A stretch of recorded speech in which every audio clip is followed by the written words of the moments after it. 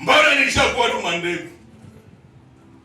Mandevu niko na rupala migulu na shoja la nabiri lakwe wenyewe wanataka kumakucha wanayua ulishakaendeza hapo vyote na medamo nilishakatia yako ruze brise na ingine nilishakatia yako sasa narudia tena na muda gani na hii madredre tena ndani ya tumbo ya mama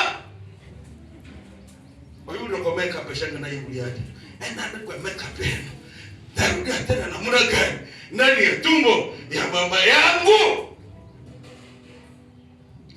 Jibu la Yesu likasema, usipozaliwa kwa maji na kwa roho hautaingia ndani ya ufalme wa Mungu.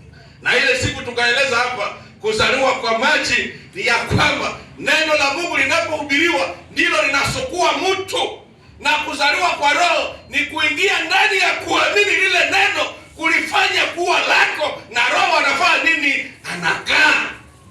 Bwana Yesu asifiwe. Basi Nikodemo akasema basi maneno inakuwa injili. Nilikuja hapa niseme mimi nakuja sifu mtu. Hapa sasa njoo mimi natafuta rudia ndani ya tumbo ya mamangu, mimi nitakuwa tena kama keke. Usipozaliwa kwa maji na kwa roho hautaweza kuingia ndani ya ufalme na hautapata uzima wa milele.